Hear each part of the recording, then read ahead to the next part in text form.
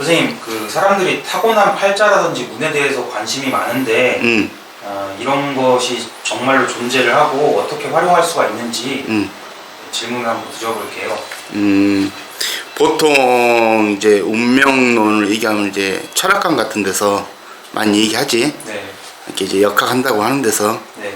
이렇게 너는 이날 이때 태어났으니 이러한 운을 타고났고 네. 그리고 그 운에 따라서 이러한 삶을 살 수밖에 없다. 네. 그렇게 얘기들 많이 하잖아. 네. 그래서 이제 특히 운이 안 좋은 사람들은 너는 무당사주니 너는 스님사주니. 스님사주가 뭐냐면은 네. 현실에서 이렇게 해도 안 되고 저렇게 해도 안 되니까 산에서 도나 닦아라 이런 의미야 사실은. 그걸 좋게 얻으려서 얘기하는 게 스님사주라 얘기하는 거고. 그 다음에 너는 이제 그 학문의 쪽으로 머리가 좋게 나오니 공부를 해라, 사업을 해라, 이렇게 얘기들이 하잖아. 근데 우리가 이제 철학관에 다니다 보면 그 철학을 역학이라고도 하잖아. 역자가 변화할 역 또는 바꿀 역자거든. 그러면 너는 이런 식으로 이렇게 태어나기를 이렇게 몇월 며칠 이렇게 태어난 사람은 너는 이렇게 타고났으니 이렇게 살아야 된다. 그러면은 의미가 없지 사실은. 운명론적으로 숙명론적으로 이렇게 타고난 대로 살려면 볼 필요가 없는 거야. 사실 사실을 볼 필요가 없지. 나는 이래도 저래도 어차피 이렇게 살아갈 건데 이게 되잖아. 그래서 정확하게는 뭐냐면은 이 사람마다 타고난 팔자라는 건 없어. 자, 예를 들어서 대한민국은 자유시장 경쟁 민주주의 국가잖아. 자, 나랑 똑같은 사주를 갖고 있는 사람이 북한에서 태어나면 어떻게 됐을까? 조금 안 좋겠죠. 조금 안 좋은 게 아니라 아주 지옥이지. 자, 근데 내가 보면은 74년 음력으로 7월 15일생이거든. 해시야. 통계청 자료를 보면은 나와 동일한 나이에 동일한 사주를 갖고 있는 사람이 한 150명 가까이 돼.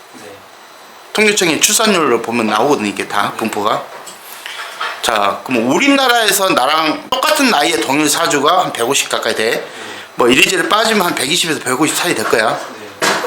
자, 그게 북한에는 몇 명이나 있을까? 그때 74년도면 출산율 좋을 때야. 그리고 그때는 북한이 잘 살 때야. 그 우리나라 삐까삐까 하다가 더 잘 살 때거든. 70년대면은.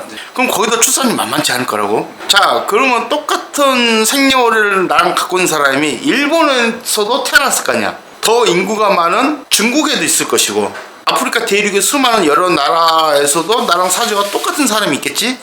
미국에도 있을 것이고 유럽에도 있을 것이고. 근데 그들이 나랑 사주가 똑같다고 해서 가면 다들 전부 다 비슷한 삶을 살까? 그렇게 한번 생각해봤어? 아마 많은 사람들이 그 생각을 좀 못 해봤을 거야. 가장 중요한 건 뭐냐면은 아까 내가 북한 얘기를 했지만은 사주가 중요한 게 아니라 결국 어떤 사회에서 어떻게 살아가느냐가 문제거든. 그게 그 사람의 인생에 가장 큰 영향을 미친다고 봐야지. 자, 그리고 또 하나, 나랑 같은 나이의 동일 사주가 한 150명 된다고 그랬잖아. 자, 나랑 똑같은 사람이 누군가는 서울에서 태어나고 누군가는 지방에서 태어나고 했을 거라고.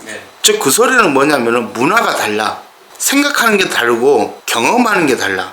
같은 강남권 안에서도 대치동, 도곡동, 청담동, 압구정에 따라서 문화가 또 달라. 같은 강남인데 또 어디는 또 강남으로 안 치는 데도 있더라고. 즉 문화가 다르다 보니까 사람들의 생각 마인드가 다르고 경험이 다 달라. 같은 경험을 할 때 이 경험을 어떻게 헤쳐나갈 것인지도 달라. 또 하나, 기본 성격은 태어날 때 부모님의 영향을 가장 많이 받아.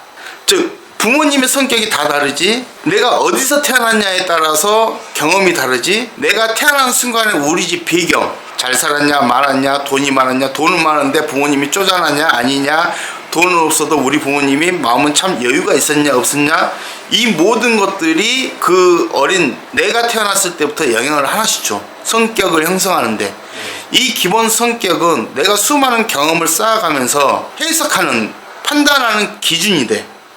그리고 이 판단은 수많은 결과물을 나와. 그러면 그게 내 삶에 전체적으로 영향을 끼치기 시작해. 전부 다. 즉 그렇다는 것은 타고난 운명과 팔자는 사주로 알 수 있다? 없다? 단순 생일로? 없다라는 거야. 그래서 너는 언제 이때 태어났으니 이렇게 살아야 된다라고 이야기하는 것은 되게 위험한 생각이야. 어느 정도 큰 줄기는 맞지 않나요? 오행술수학을 하는 사람들 입장에서는 그렇게 얘기해. 큰 줄기 안에서 사소한 변화가 있을 거라고. 아니야, 사소한 변화 하나가 큰 줄기를 만들어내. 큰 줄기라는 맥락도 없어. 어떻게 보면은 인생의 큰 줄기는 뭐냐면은 내 자신만의 사상과 철학을 찾아냈느냐 아니냐야. 삶의 원리를 찾아냈냐는 거거든. 그건 뭐냐면은 그게 바로 도야. 그것을 그냥 아는 사람도 있어. 어릴 때부터 어떻게 하다 보니까 나는 이런 철학을 갖고 이런 기조로 내 삶을 이끌어 가야지 하는 사람들이 있어. 근데 그런 사람들 그 전체 0.001%지 사실은.